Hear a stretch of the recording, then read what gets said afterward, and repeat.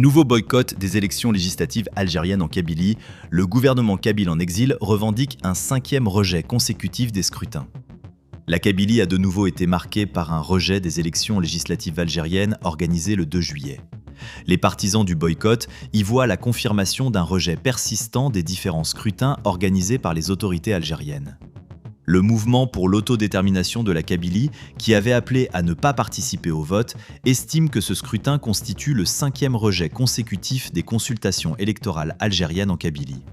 Les autorités algériennes n'ont pas présenté cette lecture des résultats.